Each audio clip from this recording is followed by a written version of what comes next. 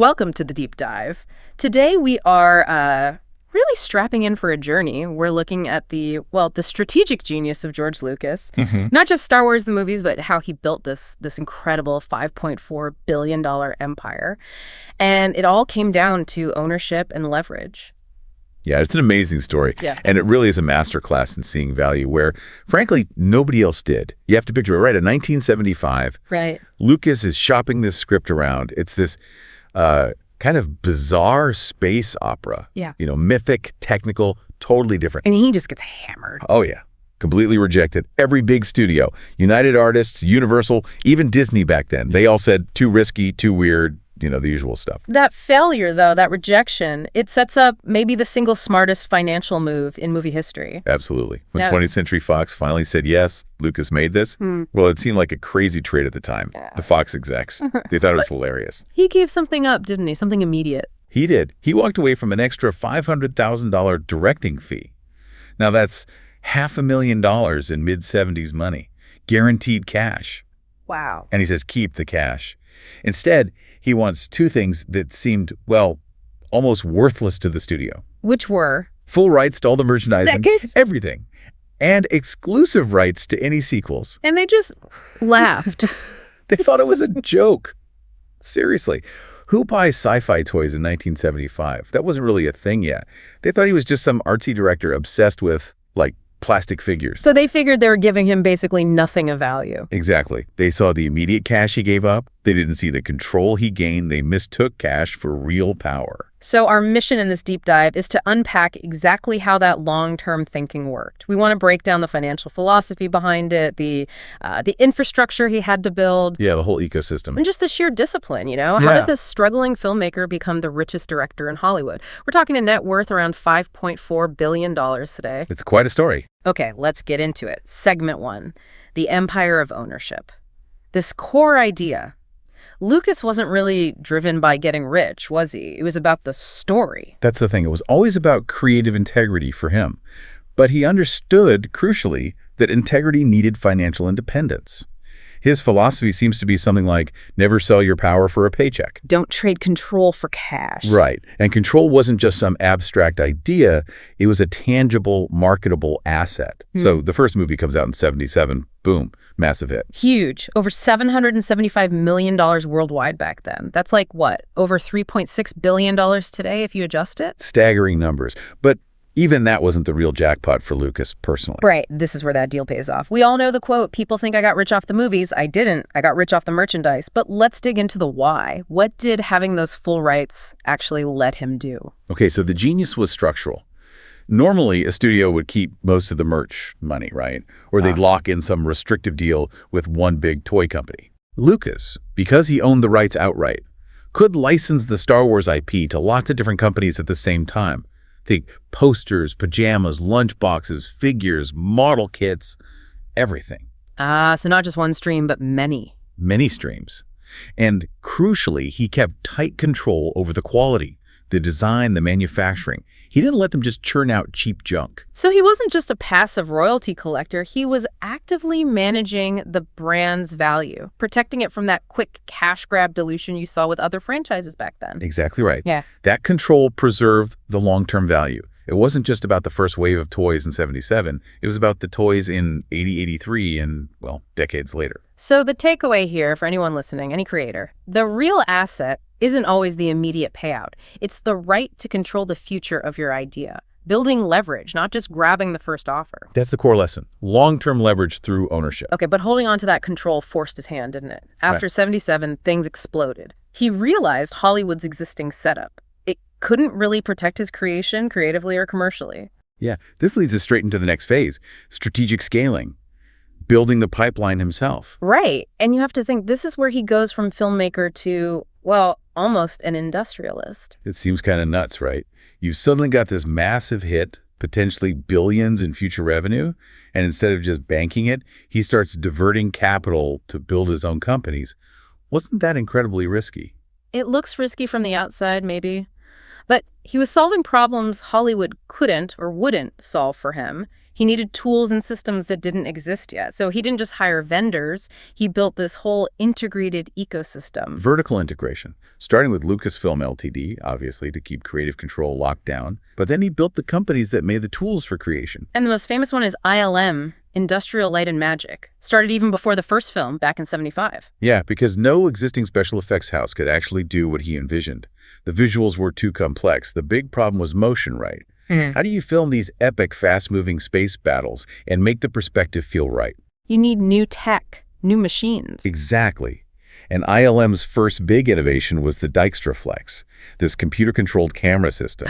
Motion control. Right. It let them repeat the exact same camera move perfectly, over and over again. So they could film the models, the backgrounds, the explosions on separate passes and composite them seamlessly. It looked incredible. So he wasn't waiting for the industry to catch up. He was literally inventing the tools that the rest of the industry would eventually rely on. Precisely. ILM didn't just make Star Wars look amazing. It changed visual effects forever. Think Jurassic Park, Avatar, Titanic.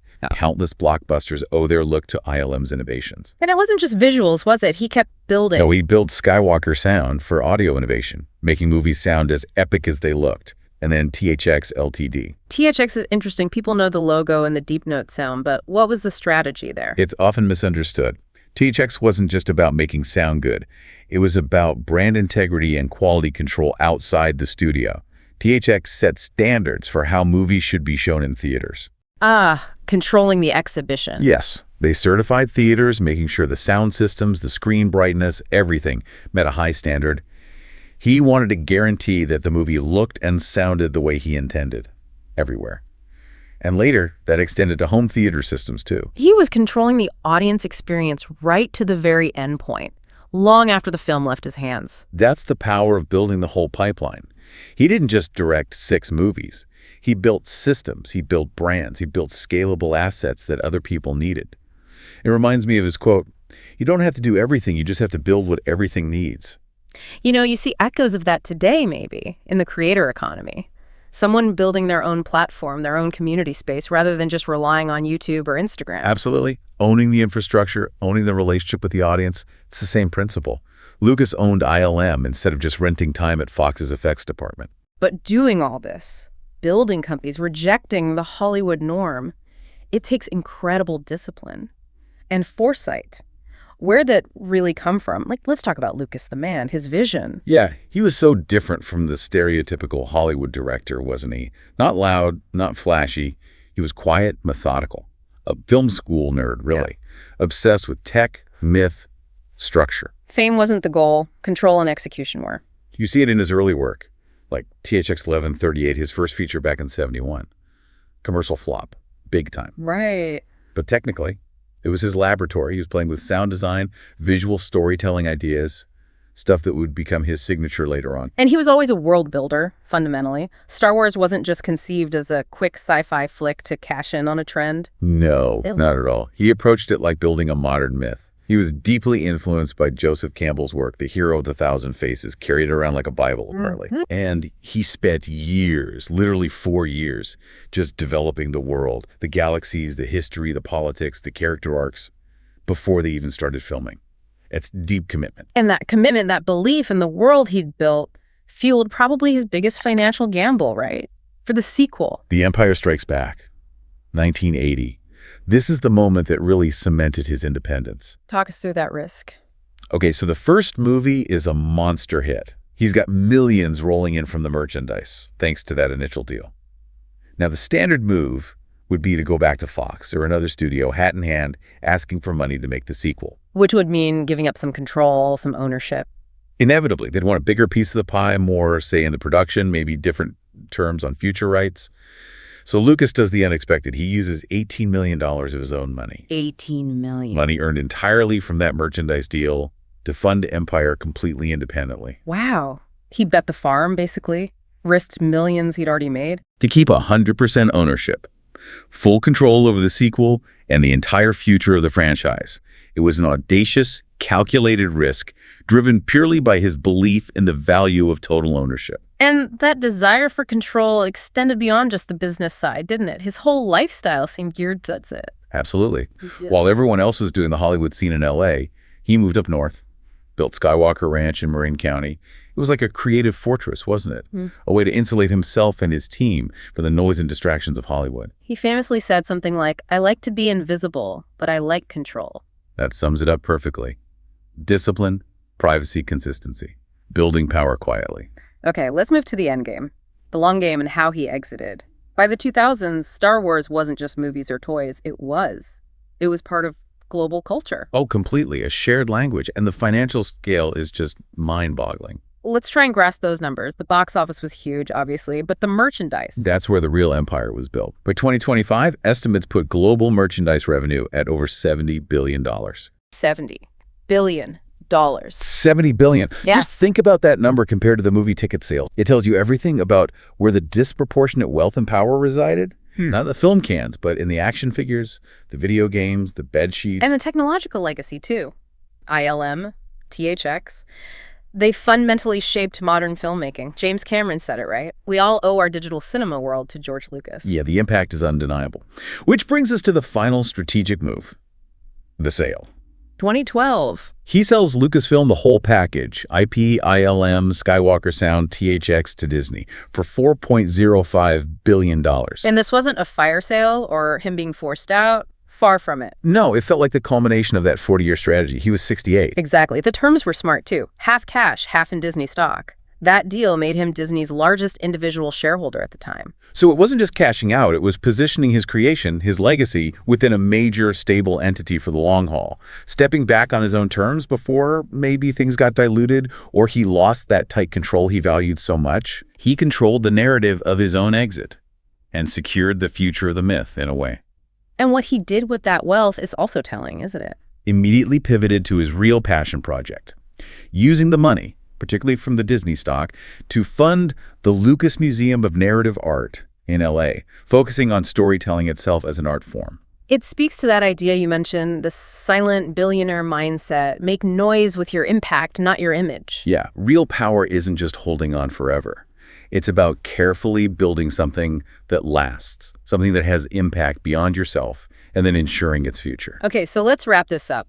What are the core ingredients here? How did Lucas build this empire? Well, it seems pretty clear. Ownership over outside approval, strategy over short-term speed, vision over immediate validation. He became the richest filmmaker ever, directing only 6 movies himself, because he made the right calls about ownership, not just the popular ones. He chose future leverage over immediate cash again and again. And it all came back to conviction, didn't it? He believed in his weird space opera when no one else did. He bet on himself, funding empire. He built the tools he needed when they didn't exist.